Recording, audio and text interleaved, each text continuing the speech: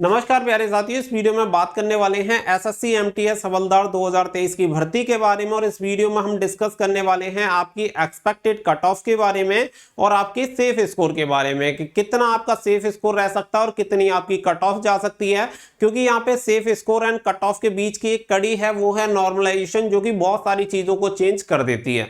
तो आपको पूरी इंफॉर्मेशन इस वीडियो में मिलने वाली है कि एग्जैक्ट आपके अगर इतने नंबर हैं तो आप कट ऑफ तक पहुंच जाएंगे। तो आप पूरी वीडियो को लास्ट तक ध्यान से जरूर देखें ताकि आपको पूरी इंफॉर्मेशन मिल पाए। और वीडियो पसंद आए तो प्लीज वीडियो को लाइक शेयर करके चैनल को सब्सक्राइब कर लें और बेल आइकन पर प्रेस कर लें ताकि फ्यूचर में आने वाली अपडेट के नोटिफिकेशंस भी आपको सबसे पहले मिलते रहें। तो चलते हैं इंफॉर्मेशन की तरफ और आप सभी को पूरी अपडेट देते हैं। तो देखिए, यहाँ पे कोई भी ऐसा डेटा आपके साथ शेयर नहीं किया जाएगा कि केवल वो आपको खुश करने के लिए डेटा दिखाया जाए, क्योंकि मैक्सिमम जो बच्चे होते हैं वो वही होते हैं जिनके नंबर कम होते हैं। ज्यादातर बच्चों के कम नंबर ही देखने के लिए मिलेंगे, कुछ कम बच्चे होते हैं जिनके नंबर ज्यादा होते हैं। हमेशा सिलेक्शन उन्हीं का होता है, आप सभी जानते हैं कि ऊपर वाले बच्चों का ही होगा, फेल वाले बच्चे हमेशा ज्यादा रहेंगे, ये कॉमन सी बात है। तो हमेशा जो आपको कट ऑफ दिखाई जाती है वो कम दिखाई जाती है, जिससे कि ज्यादा से ज्यादा बच्चे उस चीज से खुश रहें कि कितनी कम कट ऑफ जाने वाली है। लेकिन आपके लिए जरूरी है कि आपको रियल चीजें पता चले, जिससे कि आप अपना टाइम बचा सकते हैं और दूसरी जो भी आपके पास टारगेट हैं, दूसरे जो भी ऑप्शंस आपके पास हैं, आप उन पे अपना फोकस कर सकते हैं। तो आगे बढ़ते हैं, आगे आप सभी को यहाँ पे अपडेट देते हैं। तो देखिए, यहाँ पे आप सभी को सबसे पहले मैं बता देता हूँ आपके सिलेबस के बारे में। तो यहाँ पे टोटल आपके 2 सेशन रहने वाले हैं, सेशन 1 और सेशन 2।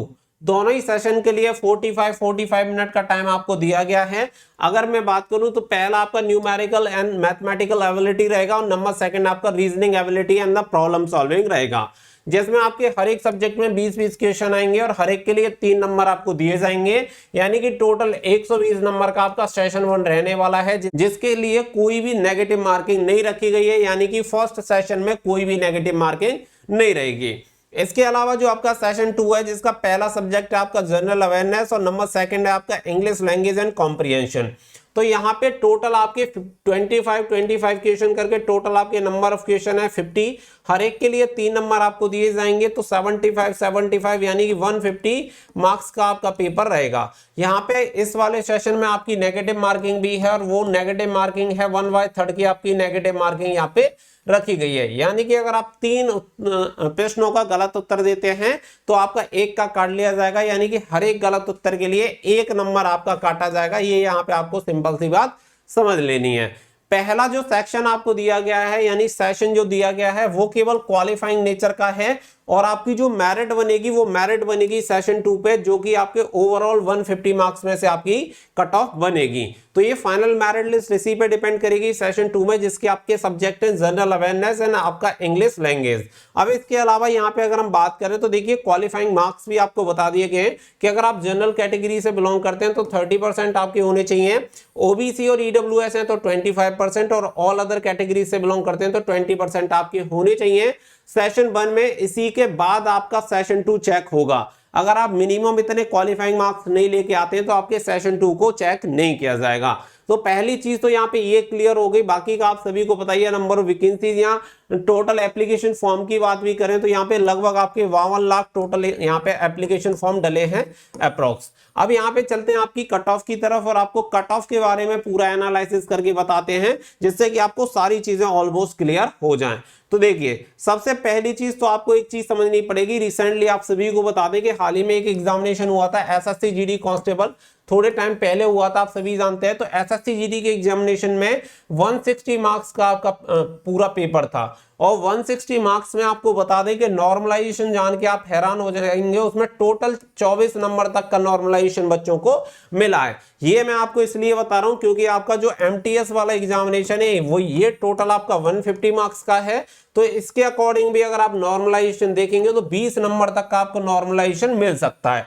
ऐसा जरूरी नहीं है कि मिले, क्योंकि यहाँ पे एग्जामिनेशन लेवल पे भी डिपेंड करता है, बट ऐसा हो भी सकता है क्योंकि यहाँ अगर 24 मिल सकता है तो यहाँ पे भी 20 नंबर मिल सकता है और ये पूरे गेम को बदल के रख देगा, ये भी आपको समझना पड़ेगा। अब चलते हैं आपकी कट ऑफ के बारे में। तो कट ऑफ यहाँ पे समझ लेते हैं। तो देखिए, यहाँ पे जो सबसे महत्वपूर्ण भूमिका है वो है आपकी जनरल अवेयरनेस की, क्योंकि जनरल अवेयरनेस में बच्चा कितनी भी तैयारी कर ले लेकिन कभी भी बहुत तगड़ा स्कोर नहीं कर सकता, और तगड़ा भी अगर करेगा तो आप इतना मानिए कि यहाँ पे लगभग मुझे लगता है कि 15 से 18 के बीच में मैक्सिमम बच्चा इतना रहेगा। जो टॉप लेवल की तैयारी करता है उस लेवल की मैं यहाँ पे बात कर रहा हूँ कि उसका इतना ही स्कोर यहाँ पे जाएगा। इसके अलावा अगर मैं इंग्लिश की बात करूं तो देखिए इंग्लिश का क्या है कि यहाँ पे जिन बच्चों का मीडियम हिंदी है उनके लिए चैलेंजिंग हो सकता है, लेकिन जो बच्चा ऑलरेडी सीपीओ की तैयारी कर रहा है, सीजीएल की तैयारी कर रहा है, उसके लिए इंग्लिश में यहाँ स्कोर करना बड़ी बात नहीं है। आप सभी जानते हैं कि एसएससी का एक सिंपल सी चीज है कि एसएससी का कोई भी एग्जामिनेशन हो, हर एक एग्जामिनेशन के लिए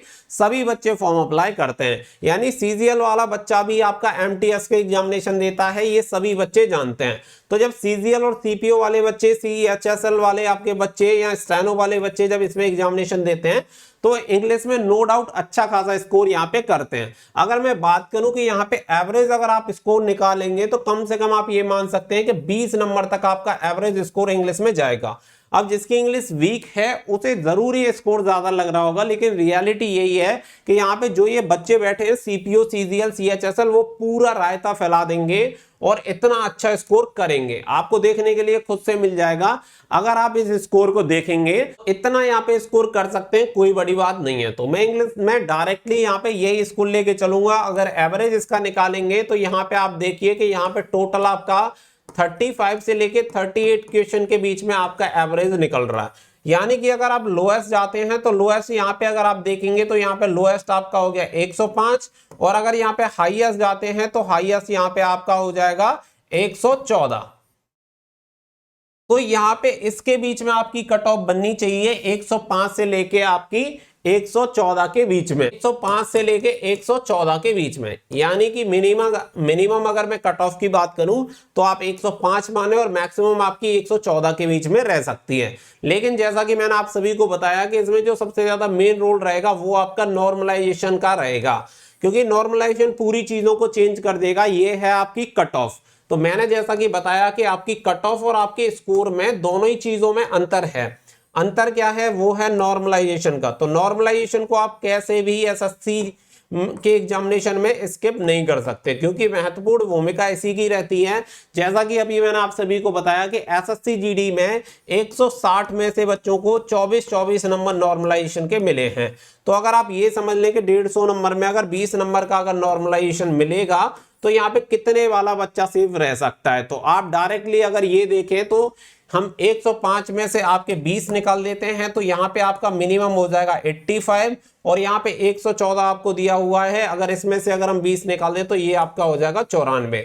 यानी कि 85 से 94 के बीच में भी जिस बच्चे के नंबर आ रहे हैं, मार्क्स बन रहे हैं, वो बच्चा भी एक्सपेक्ट कर सकता है कि उसका सिलेक्शन भी हो सकता है अगर नॉर्मलाइजेशन इतना होता है। तो बाकी का जो आपकी कट ऑफ है, कट ऑफ के लिए मैंने आपको बता ही दिया है कि कट ऑफ के लिए लगभग आपका 105 से लेके 114 के बीच में ही आपकी कट ऑफ बनने वाली है, और वो आप सभी को बहुत ही जल्दी पता चल जाएगा। स्टार्टिंग में जब एक वीडियो बनाई थी तो उसमें थोड़ी सी कट ऑफ ज्यादा दिख रही थी। उसका रीजन भी मैं आपको बता दूं कि लगभग 3 दिन एग्जामिनेशन को हुए थे, तो उसमें बच्चों से जितना डेटा मिला था उसके अकॉर्डिंग लग रहा था कि पेपर हल्का आ रहा है, जिसकी वजह से आपकी मेरिट थोड़ी हाई जा सकती थी।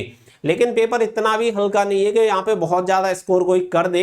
तो उस हिसाब से जो देखने के लिए अभी के लिए जो मिल रहा है वो यही है कि 105 से 114 के बीच में जिस बच्चे के नंबर विद नॉर्मलाइजेशन बन जाएंगे उस बच्चे का सिलेक्शन हो जाएगा। तो ये है आपकी कट ऑफ और ये है आपके मार्क्स। तो दोनों चीजों को अलग अलग रखना, दोनों को ऐड मत करना, क्योंकि मार्क्स में जब नॉर्मलाइजेशन के नंबर आपके ऐड होंगे तो आपके इसी पे यहाँ पे पहुंच जाएंगे। तो यहाँ पे विद नॉर्मलाइजेशन इतने नंबर और बिना नॉर्मलाइजेशन के इतने नंबर। तो ये आप सभी याद रख सकते हैं, क्योंकि मैंने यहाँ पे नॉर्मलाइजेशन में माना है कि 20 नंबर तक बढ़ सकते हैं, क्योंकि रिसेंटली एग्जामिनेशन के आधार पे इस चीज को मैंने समझ के लिया है। तो उम्मीद कर रहा हूं कि आज आपका इसमें क्या सजेशन है या कितना परफेक्ट हो सकता है वो आप सभी बच्चे भी बता सकते हैं। तो प्लीज कमेंट करके अपनी राय जरूर दीजिएगा। आपका स्कोर कितना बन रहा है ये भी कमेंट करके जरूर बताएं।